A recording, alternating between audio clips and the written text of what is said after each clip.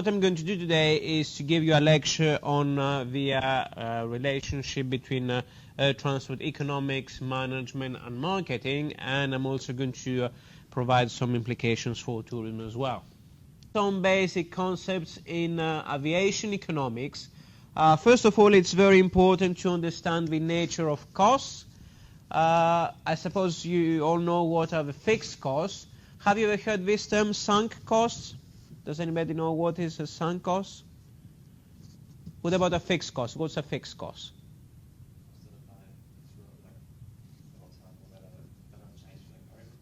Okay, exactly. So it does not change with the level of production. It's set. Exactly, it's constant. Now, sunk costs are a specific kind of fixed cost that cannot be recovered. So let's say that you buy an aircraft. Okay. Now, this is a kind of fixed cost in terms of your overall operation. However, you are able to resell it if things don't go well. So from this perspective, it can be recovered. Whereas on the other hand, if you, let's say, build some infrastructure, okay, and this infrastructure is specifically located, can't move around. So let's say that you decide to build an airport, and when there's a natural disaster and nobody wants to fly there. This is a kind of a sunk cost for you because you can't put the airport into wheels and move it elsewhere. The airport is there to stay. It's spatially constrained, as we say. Therefore, this particular cost cannot be recovered. Now, what's the story here? Basically, it's very important to distinguish between fixed costs and sunk costs because, as I said earlier, if you have an aircraft and if things don't go well, you can either sell it or you can reroute it into another destination, whereas with airports that's not the case. So usually we say that investment in infrastructure is very much related to sunk costs, and from this perspective it might be regarded as riskier compared to other types of investment which do have a fixed element, however it can be recovered as a cost. And then the other kind of costs we have are the variable costs, which are the operating costs, meaning they change over production. Okay, so the more I fly, for example, the more fuel I'm going to consume, or the more the higher number of people I'm going to hire, and so on. Now, all these things are also very much related to the idea of economies of scale. Don't know if you have heard this term before. It means that as production, as the level of production increases, unit costs go down. Okay, and in aviation, we may distinguish among three types of unit costs, and in terms of economies of scale as well. So first of all, we're talking about economies of density, very much related to the number of passengers that we have on an aircraft.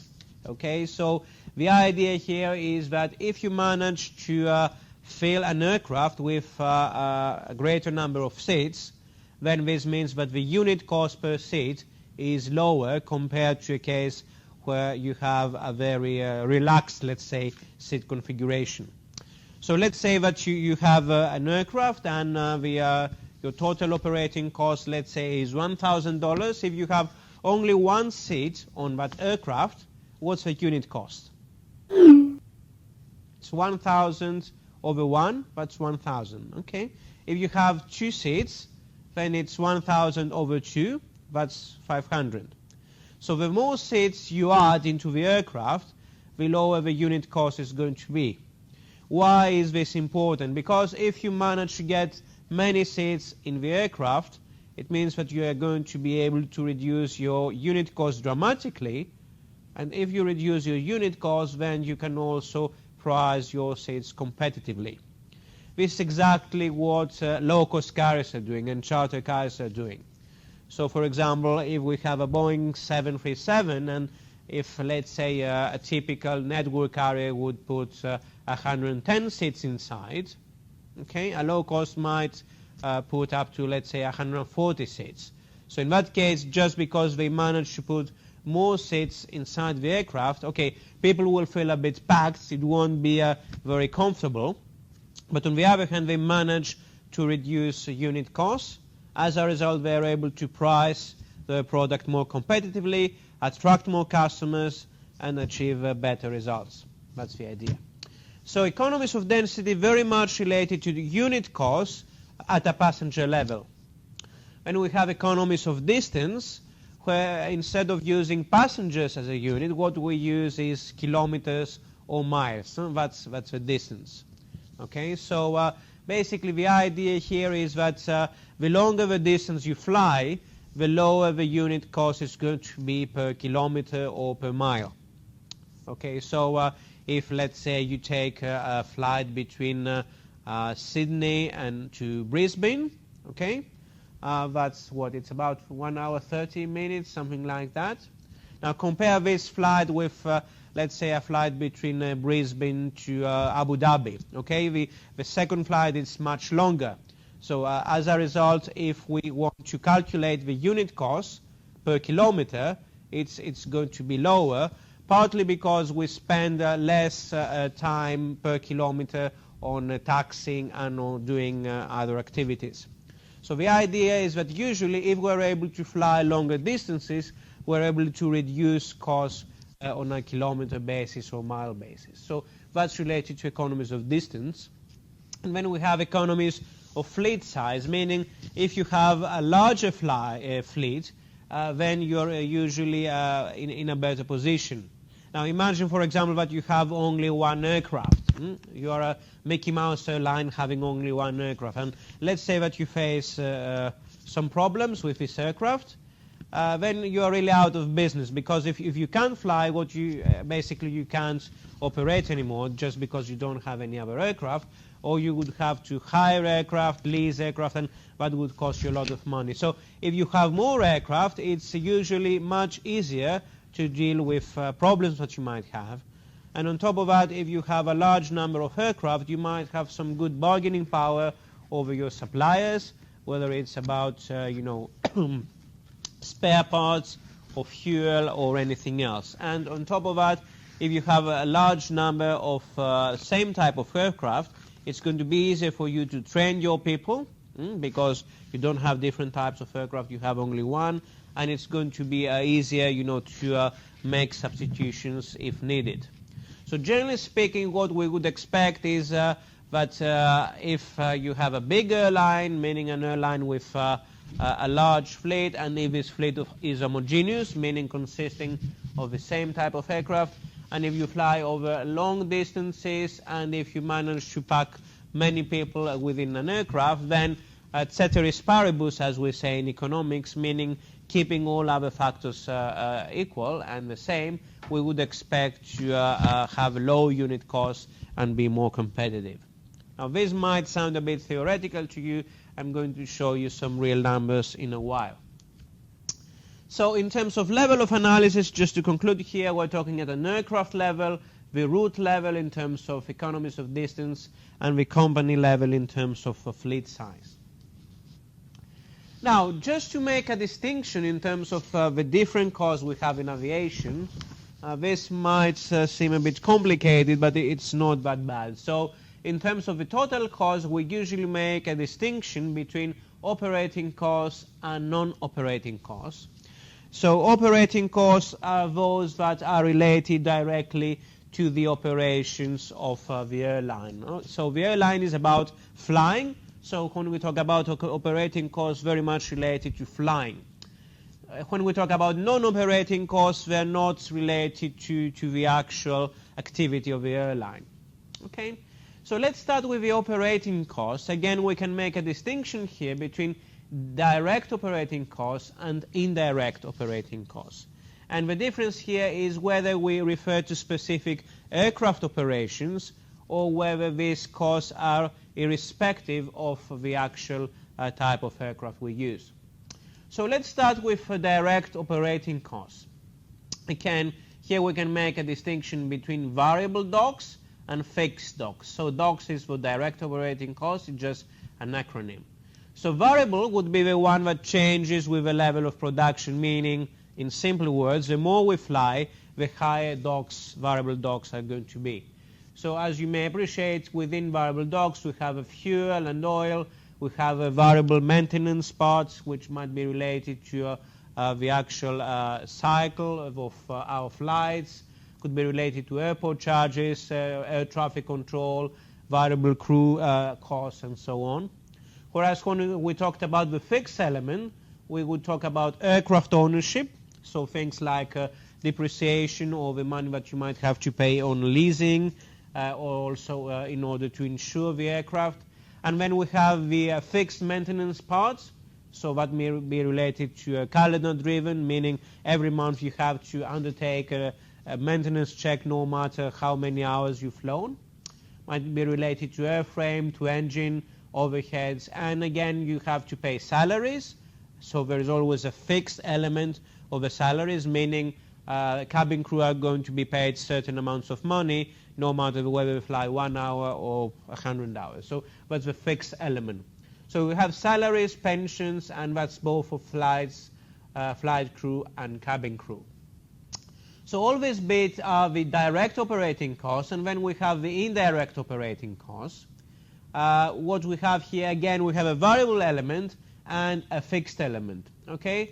So a variable element means it depends with the level of production. So as production increases, as we fly more and we keep selling more tickets, indirect variable operating costs are going to be higher.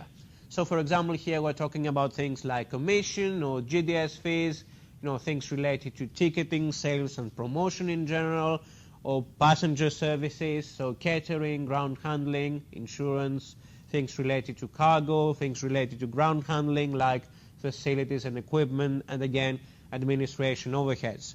So just to make it a bit clearer, we said that the distinction between DOCs and IOCs is that direct operating costs are very much related to the specific aircraft that we use, whereas indirect operating costs are not related to the aircraft. They're still related to flight operations, that's why they're called operating costs, but they're not related to specific aircraft. So for example, are you aware of GDS, Global Distribution Systems, are the systems that we use for bookings? So in that case, no matter what type of aircraft you use, as an airline, you're still going to incur a cost. So it's irrespective of the actual aircraft type. Whereas in that case, obviously, as you may appreciate, maintenance or charges or whatever very much depends on the actual type of aircraft we use. And then again, we have fixed elements like equipment rental, depreciation, facilities, and so on. And finally, we have the non-operating costs, which do not depend on a flight operation. So, for example, as an airline, I might have to take a loan. So in that case, I might have to pay the interest expenses, or I might be part of a group of companies. So we might have affiliates losses or gains, depending on the profitability, and also miscellaneous items. So in many cases, airlines operate in different countries and international businesses. So an interesting element to take into consideration is foreign exchange profits or losses. So if we put all these things together, we do get an aggregate image of costs. So just to recap here, a major distinction is between operating costs and non-operating costs. And then within operating costs, we have direct and indirect ones. And within those, in both cases, we have a variable element and a fixed element. So just to put this into words, and that's a major thing that I would like you to remember, distinction between direct operating costs and indirect operating costs. Former are associated with a specific type of aircraft being flown. So for example, operating cost structure of a short-haul Boeing 737 is totally different compared to a long-haul 747 or an Airbus A380, for example. So this kind of costs include things like flight crew salaries, fuel, maintenance, airport charges and route charges, and so on. Whereas when we talk about indirect operating costs, not affected by change of aircraft because they are not directly dependent on the aircraft operations. However, they are still related to flight operations. That's why they are called operating costs. Now, these are areas of expenditure. Usually they are passenger related rather than aircraft related. So as I said, catering, for example, is part of the story here. So they might include things like service costs or cost of ticketing, sales, promotions, overheads, what we call general administrative costs, and so on. Now, turning now into issues of supply, and one of the major issues of supply in when we talk about airline economics is capacity. Capacity in terms of aircraft, in terms of seats, and so on. Now, here we have the evolution between 1972 and 2002 in terms of passenger traffic and capacity index. So what we have here is we use an index for 1972, and you can see that both lines have gone up. So passenger traffic has gone up by about 6 times, whereas passenger capacity has also gone up by about 4 times. Now, what does this mean? It means that passenger traffic has risen at a higher growth rate compared to capacity. Now, this means that you are able to fill an aircraft with more people compared to the past. In other words, it means that the load factor has gone up. The load factor in aviation shows the ratio of actual seats used compared to total capacity. So let's say if you have an aircraft with 100 seats and you have 70 people sitting inside the aircraft, then we're saying that the load factor is 70%. So obviously, if demand grows faster than capacity, the load factor is also expected to rise. And actually, that's the case. Here we have the load factor for the same years between 1970 to 2000, and as you can see, we started with about 55%, and it's slightly more than 70%. So obviously, that's good news. Remember what we said earlier about economies of density. If you manage to fill the aircraft with people, then that's good news because you are able to have lower unit costs, and that's potentially something good. Sorry? It's good for airlines. Exactly, it's good for airlines. It could be good for passengers, but that's a different story. Now, what I showed you earlier was up to 2002. What's the story after 2002? Again, we've seen a bit of a reduction, close to 2008 as a result of the global financial crisis. But since then, load factors have gone up, both for passengers and for freight. Freight is cargo. So in terms of passengers, which is the left scale, as you can see now, it's about 79 to 80%, which is quite decent, and it's considered to be good news. However, this is part of the story. Okay, having a higher load factor is good, but what really matters for the airlines is the so-called BELF. Now, what's the BELF? BELF is the break-even load factor. Don't know if you are aware of the break-even concept. It's basically the case where you don't lose any money, you don't make any profits either. Okay, so the BELF is the load factor that you would need just in order to break even, meaning if you end up having a higher load factor than the BELF, then you have profits. If your load factor is below the BELF, then you lose money. And the problem is that not only the actual load factor has gone up, which is good news, the problem is that the BELF has also gone up over time. So it used to be about 55% in the early 1970s. It was about 70% in 2000. And since then, things have gone even worse. Now, that's the case now for the American industry. So what you have in the little box here is the BELF, and what you have as a blue bar is the actual load factor. So I mean, we could say that in 1995, the American airline industry made some good money, just because 67.2 is higher than 64.3. So it was okay until 2000, and when we had the terrorist attacks, meaning insurance premium went up to the sky, and also we had problems, with financial crisis, high oil prices, and so on. And as you can see, in 2001. The BELF rose dramatically up to 81% compared only to 70% of actual load factor. So this 11.4 points difference shows that we had big problems in terms of losing money. And as you can see, throughout the period 2001 up to 2005, the American airline industry suffered severely because the BELF was much higher compared to the actual load factor. Okay, now what about some more recent statistics coming from IATA, which is the International Air Transport Association. So here we have, the revenues and the expenses. So revenues between 2001 up to 2010, and likewise expenses. So in terms of revenues, obviously, the airline would expect to make money out of passengers and also out of cargo. And in terms of expenses, one of the major items to consider is fuel, of course, and also we have non-fuel elements. As you can see, fuel can be quite important, especially when the price of oil is quite high. So, for example, this line here shows fuel as a percentage of total expenses. And if we go to 2008, which was a year when we saw a peak in oil prices, if you remember, the price of an oil barrel reached up to $150 then. So you can see that in terms of percentage, about 33% of total expenses, airline expenses, were related to fuel in that year. That's a very high percentage when compared, for example, to 2001, when it was only 13%. And for 2010, the forecast was that it would be about 25%. Again, this is very much related to changes in the external environment.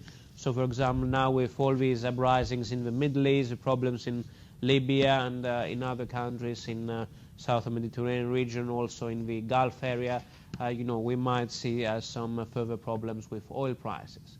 And then we have the non-fuel elements, okay, wages, for example, are here and so on. And if you make the difference between revenues and expenses, you get the operating profit.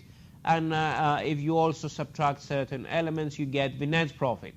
Now, it's quite interesting because for most years, we have a minus sign, meaning the airline profit was negative, meaning the airline industry was losing money.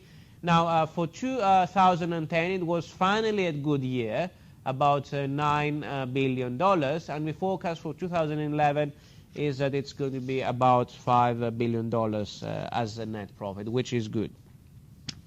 So talking about profitability, here we have 60 years time series between 1949 2009.